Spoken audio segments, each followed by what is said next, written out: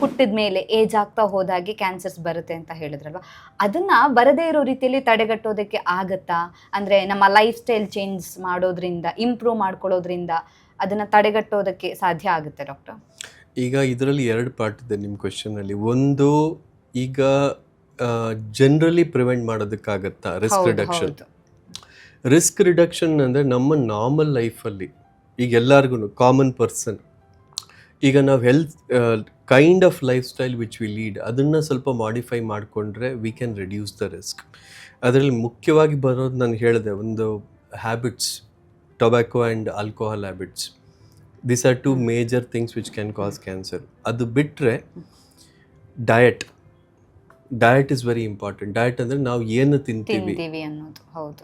ಅದರಲ್ಲಿ ನಿಮಗೆ ತುಂಬ ಆಯಿಲಿ ಆಹಾರಗಳು, ತುಂಬ ಹೈ ಕ್ಯಾಲರಿ ಮತ್ತು ರಿಫೈನ್ಡ್ ಫುಡ್ ಅಂದರೆ ನಿಮ್ಮ ಪ್ಯಾಕೆಟ್ಗಳೇ ತಿನ್ಕೊಂಡು ಜೀವನ ಮಾಡೋರಿದ್ದರೆ, ಬಿಸ್ಕೆಟ್ಸು, ಚಿಪ್ಸು ಅದರಲ್ಲೇ ಜೀವನ ನಡೀತಾ ಇದ್ದರೆ, that is also very high risk. Chocolates ಮಾತ್ರ ತಿನ್ಕೊಂಡು ಅದರಲ್ಲೇ ಹೊಟ್ಟೆ ತುಂಬಿಸ್ಕೊಂಡಿದ್ರೆ they are all risk factors because they are all refined products.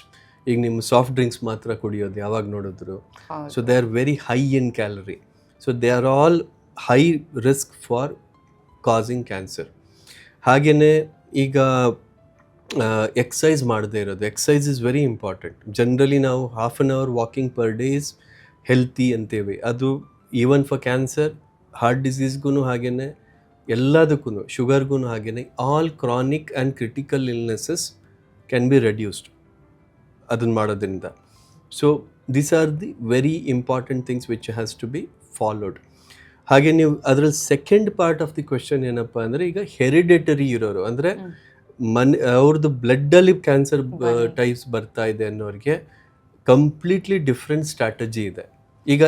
ಈಗ ಫಾರ್ ಎಕ್ಸಾಂಪಲ್, ಈ ಕಾಮನ್ಲಿ ಕೇಳಿಸ್ಕೊಳ್ಳುವಂಥದ್ದು ಬ್ರಾಕಾ ಜೀನ್ಸ್ ಅಂತೀವಿ for breast cancer and ovary cancer.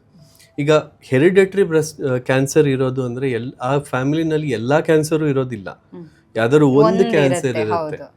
So ಈಗ ಆ ಟೈಪ್ಗೆ ನಾವು ಪರ್ಟಿಕ್ಯುಲರ್ಲಿ ಈ ಥರ ಮಾಡಬೇಕು ಅಂತ ಒಂದು ಪ್ರೋಗ್ರಾಮ್ ಹಾಕ್ಕೊಡ್ತೀವಿ. ಈಗ ಬ್ರೆಸ್ಟ್ ಕ್ಯಾನ್ಸರ್ ಫ್ಯಾಮಿಲಿ ಆದರೆ ಅವ್ರಿಗೆ ಪ್ರಿವೆಂಟಿವ್ ಸರ್ಜರಿ ಮಾಡ್ಬೋದು, ಅದೊಂದು ಆಪ್ಷನ್ ಇದೆ. ಓವರಿಯನ್ ಕ್ಯಾನ್ಸರ್ಗೂ ಪ್ರಿವೆಂಟಿವ್ ಸರ್ಜರಿ ಅಂದರೆ ಸರ್ಜರಿ ಮಾಡಿಬಿಟ್ಟು ಅವ್ರ ರಿಸ್ಕ್ ಕಡಿಮೆ ಮಾಡ್ಬೋದು. ಅಥವಾ ಅವರು ಮ್ಯಾಮೋಗ್ರಫಿ ಮತ್ತು MRI ಸ್ಕ್ಯಾನ್ ಬ್ರೆಸ್ಟ್ಗೆ ಮಾಡಿಸ್ಕೊಂಡು ಅದನ್ನು ಪ್ರಿವೆಂಟಿವ್ ಇದನ್ನು ಮಾಡ್ಬೋದು, ಪ್ರಿವೆಂಟ್ ಮಾಡೋದಕ್ಕೆ. ಅಂದರೆ ರಿಸ್ಕ್ನ ಹೇಗೆ ಕಡಿಮೆ ಮಾಡೋದು ಅಂತ.